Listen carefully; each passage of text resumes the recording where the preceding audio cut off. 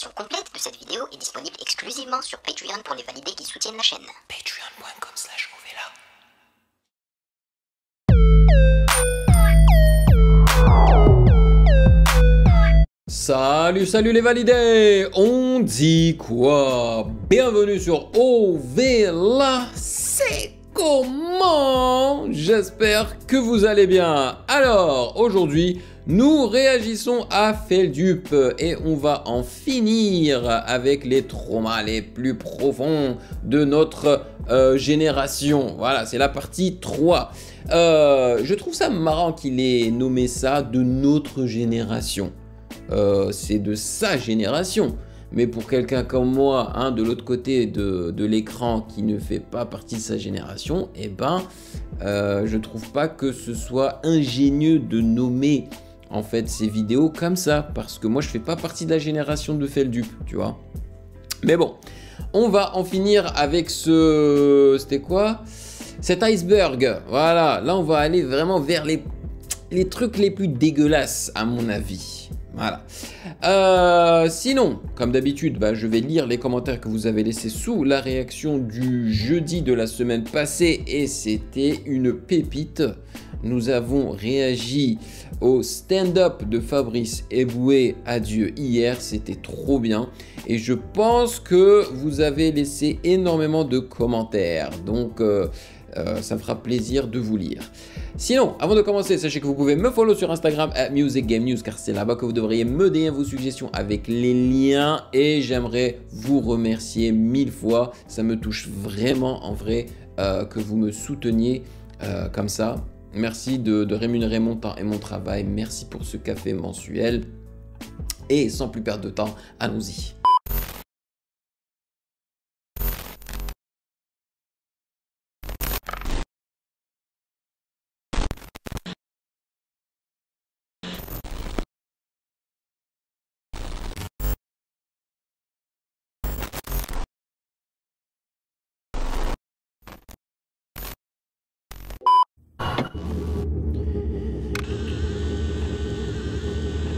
Ouais, partie 3 de la série.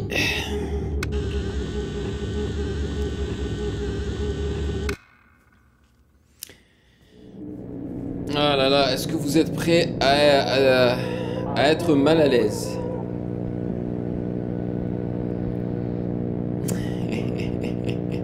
Oh, faut que je baisse le son, man. Bonjour à tous, c'est Feldup et bienvenue dans cette partie finale de cette série de 3 vidéos sur l'iceberg des traumas de la génération Z. Toujours, avec ses longs cheveux là.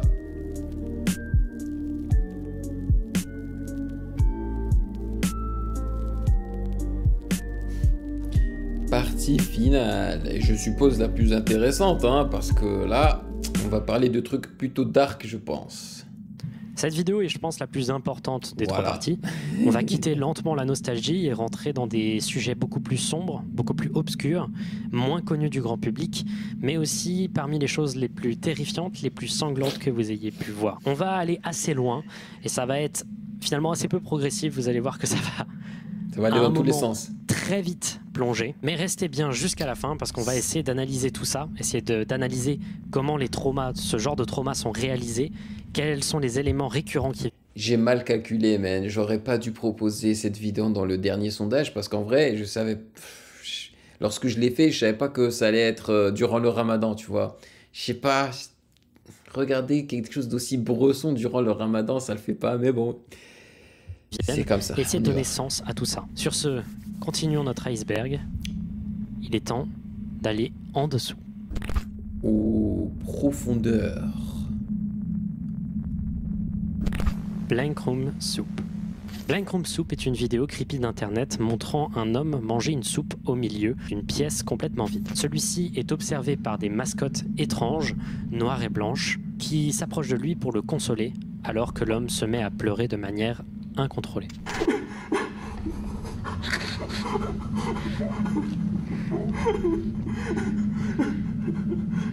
Ça c'est asiatique. L'origine de la vidéo, j'ai pu l'expliquer dans le Findings numéro 10, donc je serai bref. Je vais quand même le redire parce que la vidéo, enfin le Findings numéro 10, où j'ai aussi parlé de Hi-Fi Fantastic, il a un peu vieilli. Il s'agirait soit d'une vidéo volée à un projet artistique nommé Ray Ray TV, ou alors juste une partie du projet artistique en question. Je vous laisse vous renseigner si vous voulez plus de détails. Mais en tout cas, un truc est sûr, c'est que la légende qui dit qu'il s'agit d'une vidéo du Deep Web montrant un homme mangeant une soupe composée des restes de cadavres de sa femme qui a été tuée par les gens dans les costumes de mascotte est complètement fausse. Là, on peut se mettre d'accord, cette théorie est fausse. Néanmoins, il s'agit d'une vidéo vraiment très creepy dont j'adore l'esthétique, étant une de mes vidéos préférées de cette face un peu étrange des vidéos sur internet. C'est creepy, ça c'est clair et net.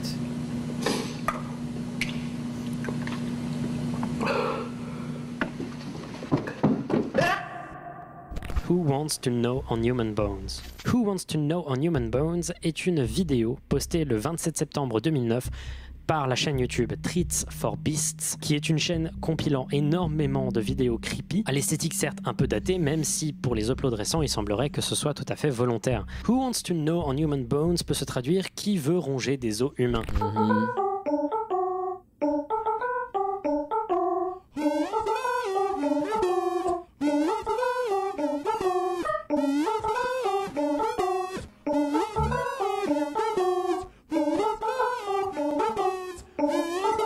La vidéo montre cet homme dans un costume très simple mais très étrange qui se balade dans un champ avec en arrière-plan une musique extrêmement répétitive où il semblerait qu'il y ait un Moi ça me sample rappelle d'une le voix KKK chantant hein. Who Wants to Know on Human Bones en boucle de façon distordue. L'esthétique est vraiment étrange et c'est une vidéo qui pouvait apparaître très facilement dans Ça les fait pas recommandés peur. des gens regardant des vidéos creepy régulièrement. Pas plus d'explications ne sur fait celle-ci. pas Près des peur du ruines, tout. tu veux être mon ami. La chaîne Près des Ruines est une chaîne sur Dailymotion très peu connue. Elle a été créée en 2009 et a posté des vidéos véritablement bizarres jusqu'à s'arrêter en 2011. Les vidéos ont fait vraiment très peu de vues, néanmoins une des vidéos de cette chaîne est plutôt connue. Elle a tourné à partir de simples re-uploads ou de partages sur Facebook. Celle-ci s'intitule Tu veux être mon ami et a été postée le 27 février 2009 sur Dailymotion. La voici. Est-ce que Dailymotion existe toujours? Tu veux être mon ami, viens avec moi. Viens, mon ami. Tu veux être mon ami. Tu veux être mon ami. Tu veux être mon ami. Viens jouer avec moi. Viens jouer avec moi. Viens, mon ami. Viens jouer avec Ça fait pas peur, c'est la musique que lui rajoute derrière La qui est vidéo plus est étrange. creepy. Vraiment très étrange et ne possède aucune explication à ce jour.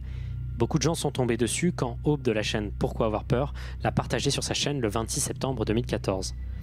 En me renseignant un peu et en trouvant le Tumblr de Près des Ruines, il semblerait que c'était un projet d'art contemporain qui n'est jamais vraiment arrivé à fruition. Le cochon danseur. Le cochon danseur est un film muet français datant de 1907 qui est resté plutôt inaperçu jusqu'à faire une résurgence Ça date, en 2007, 100 ans pile après la création du short. Il montre un homme en costume de cochon danser avec une jeune fille. Celle-ci finit par l'embarrasser en lui enlevant les vêtements, mais il continue à danser nu jusqu'à partir dans cette porte derrière et revenir en robe. Il danse avec la fille, puis revient seul, et enfin le court-métrage se termine. Ou presque. Car en réalité, il reste 15 secondes au film. Les voici.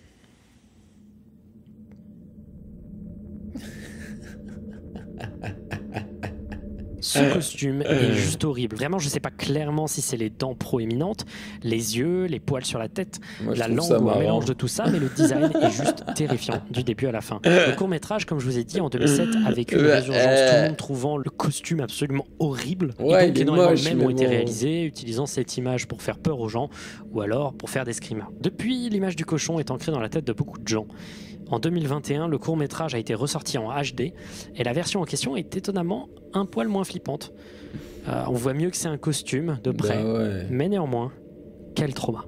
Happy Tree Ça se Friends, voyait que le Tongue gars qui était à Inch. l'intérieur s'amusait. Si c'est vous tout. vous demandez pourquoi il n'y a plus l'image de mon visage actuellement et que je parle en voix off, c'est bien parce que j'ai enregistré ceci après le tournage de la vidéo.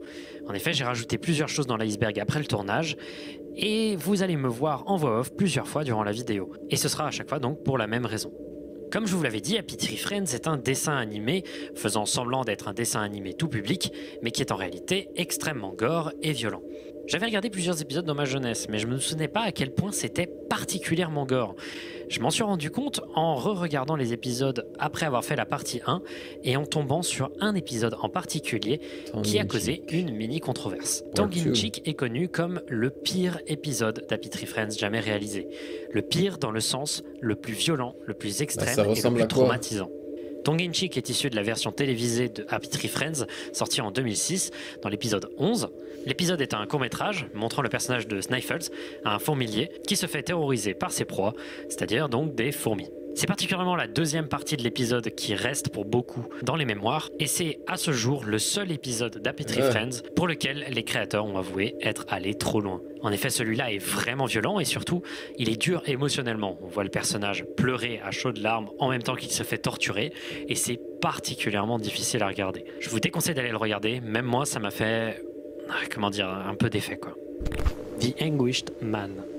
The Anguished Man est une peinture qui a été réalisée par un anonyme qui actuellement appartient à Sean Robinson, un homme américain tout à fait banal. La peinture est vraiment étrange. Elle montre un individu à la peau rouge presque plus humain et criant avec les yeux écarquillés. Sean Robinson l'aurait reçu de sa grand-mère, qui l'aurait gardé dans son grenier plus de 25 ans. Celle-ci disait à Sean Robinson que le peintre qui l'avait réalisé s'était suicidé quelque temps après l'avoir peint et avait utilisé son sang pour peindre la peinture. Elle pensait que le tableau était maudit. Elle voyait des apparitions, entendait des bruits de frappements, des chuchotements, voire des cris, et une étrange ombre qui la suivait. Quelque temps après avoir hérité de la peinture, Sean Robinson se mit à voir les mêmes choses, et sa famille également. Il crée alors en 2010 la chaîne YouTube Sean Robinson, qu'il a récemment renommée par le nom du tableau, et se met à filmer régulièrement le tableau là où il le stocke pour prouver des phénomènes paranormaux se passant dans sa maison lorsqu'il n'est pas présent dans la pièce. Il postera une dizaine de vidéos sur le sujet. Il a été assez actif en 2011 avant de le devenir beaucoup moins et a posté environ une vidéo tous les 3-4 ans, la dernière update datant de 2017. Les vidéos sont étonnamment assez convaincantes.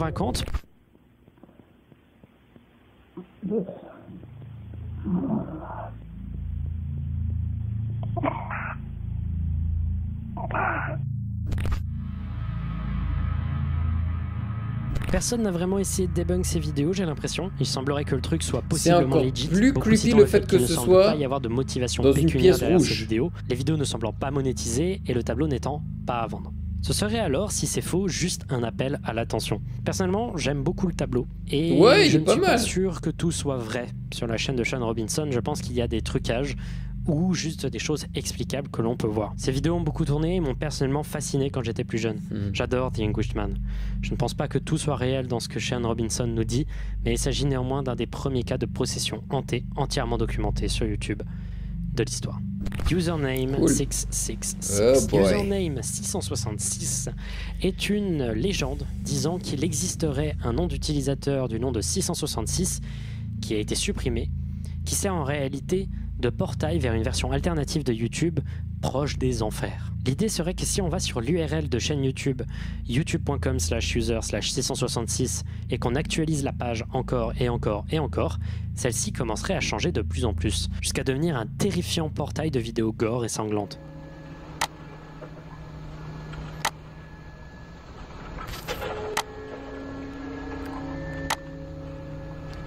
La page continuerait à contaminer l'ordinateur jusqu'à ce qu'il soit impossible de fermer la page, même avec le gestionnaire des tâches. La légende a pour origine la vidéo Username 666 qui a été postée sur la chaîne de Nana825763. Oui, la même personne qui a fait Cooking Idol. Quand je vous avais dit que ce gars est important pour la culture du creepy sur internet. Il pourrait carrément réaliser un film autour de ce concept-là, de Username 666. Franchement, il pourrait. Vidéo de Username 666 atteignant aujourd'hui plus de 10 millions de vues. J'adore cette vidéo, je trouve qu'aujourd'hui encore, elle a encore de l'effet, bien qu'elle date de 2008. Et bien évidemment, vous vous en doutez, il s'agit uniquement d'une légende, et le rituel ne donne jamais rien. Néanmoins, le username 666 a bel et bien existé. Il y a bel et bien eu un utilisateur qui a utilisé l'idée 666, et qui s'est fait très rapidement supprimer par YouTube pour non-respect du règlement. Et si Username 666 est bel et bien une légende, personne ne sait réellement la raison de pourquoi ce compte a été sanctionné par YouTube. Animal Crossing Glitch. Dans Animal Crossing sur GameCube, vous pouvez réaliser un glitch d'une manière assez simple et qui étonnamment est assez reproduisible sans forcément le vouloir. Pour déclencher ce glitch, il faut aller voir le portier, lui dire qu'on veut partir faire un voyage en train vers la ville d'un autre joueur et il faut éteindre la console pendant que l'on est dans le train ou dans la ville de l'autre joueur. Quand vous allez réallumer la console, vous n'aurez plus d'objets dans votre inventaire, plus d'argent et votre visage sera remplacé par ça. Ouh. Ce visage étrange est en fait le même visage que sur les gyroïdes. Ce sont des petites statues apparaissant dans le jeu qui sont basées sur les Aniwa, des statues utilisées pour des rites funéraires censés contenir l'âme des défunts.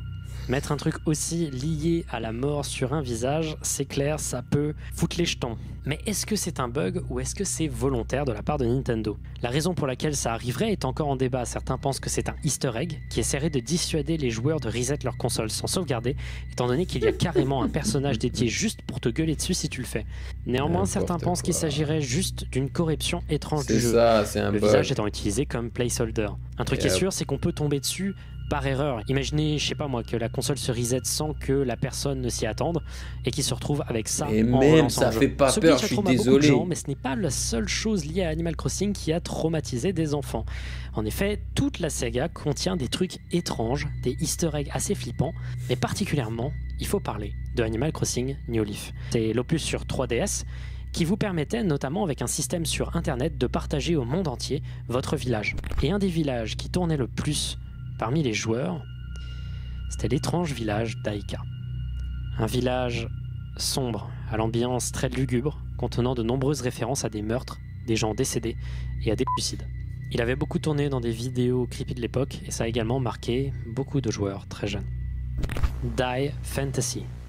Die est le pseudonyme de l'artiste français Juan Guilbon. Il est principalement connu pour un morceau de son premier album, le fameux Fantasy dont je vais vous parler à l'instant. Le morceau compte plus de 65 millions de vues sur YouTube, ce qui est assez colossal. Ouais. Et la raison pour laquelle Fantasy est devenu viral, c'est avant tout à cause de son clip, sorti en 2011 et réalisé par Jérémy Perrin. La vidéo commence avec 4 adolescents s'introduisant visiblement illégalement dans une piscine pour faire une soirée improvisée. C'est une piscine municipale et il est clairement la nuit. Parmi le groupe, un mec et une meuf plongent dans l'eau et commencent à se rapprocher d'une manière assez sexuelle, tandis qu'un gars et une fille sont au bord de la piscine en train de les observer. Le gars au bord de la piscine commence à faire des approches à la fille qui la met extrêmement mal à l'aise. Elle se lève donc d'un coup et saute tout habillée dans la piscine. Elle y reste quelques temps puis remonte paniquée à la surface quand elle sent une étrange sensation au niveau de son vagin. Elle remonte terrifiée, le gars s'approche d'elle et lui demande ce qui ne va pas, puis elle se retourne terrifiée par une image horrible. Et là, je vais m'arrêter, parce que c'est une vidéo en réalité qui contient beaucoup de body horror et de gore. Wow. Il s'agit clairement d'un clip qui parle de la place de la sexualité dans la vie d'un adolescent, et j'ai pas envie d'aller plus en détail sur l'histoire du truc, parce que ça va assez en détail. Vous pouvez aller regarder vous-même. Mais j'ai pu remarquer une chose, ça a trauma énormément de gens. Et même des gens qui, à l'époque où c'était réalisé, étaient déjà majeurs.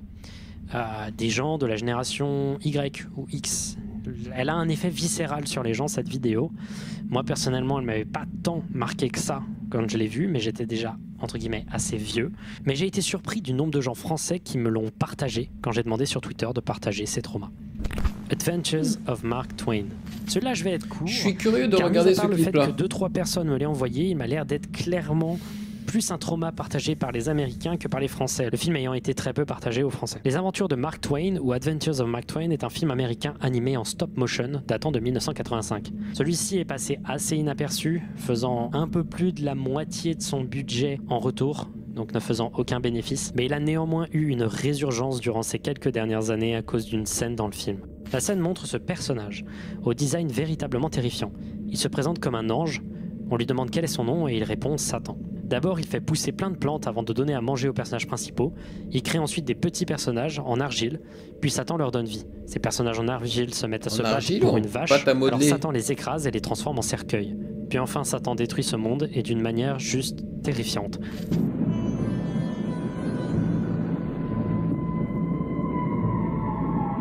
Genre même en tant qu'adulte, je trouve ça creepy et malsain. Voilà, un bon trauma et le clip a refait surface sur internet comme une des scènes les plus terrifiantes qui a été faite pour des enfants à la base. Reckon I'm getting out of here. Le motion stop, déjà à la base, je trouve ça creepy.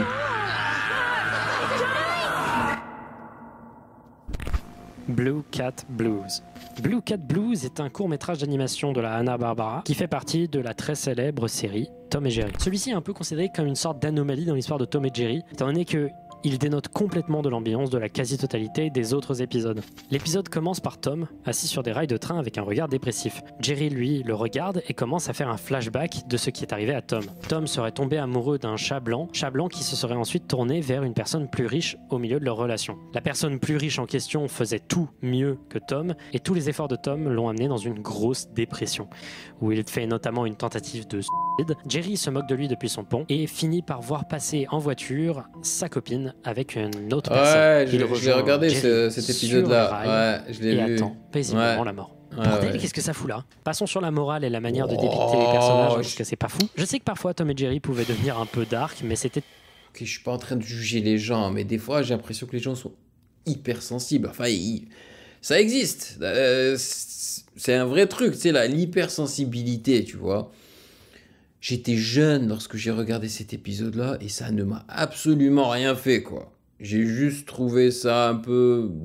même marrant à la fin, tu sais. C'est genre, je me fous de ta gueule. Et puis à la fin, bon, bah, je me retrouve dans la même situation que toi. J'aurais pas dû me foutre de ta gueule, tu vois. Oh. Toujours dans un esprit bon enfant, mais là, qu'est-ce que c'est que ce truc? C'est pas une légende ou une creepypasta, hein, c'est un vrai court-métrage. Et même si à l'époque, ça pouvait devenir dark et cruel, là, c'est un autre level. Le court-métrage a été mal reçu, mais ça n'a pas empêché pas mal d'enfants de le voir quand ils étaient très jeunes. GTA San Andreas. Hey, ok, c'est peut-être très étrange de mettre ça. La version complète de cette vidéo est disponible exclusivement sur Patreon pour les validés qui soutiennent la chaîne. Patreon.com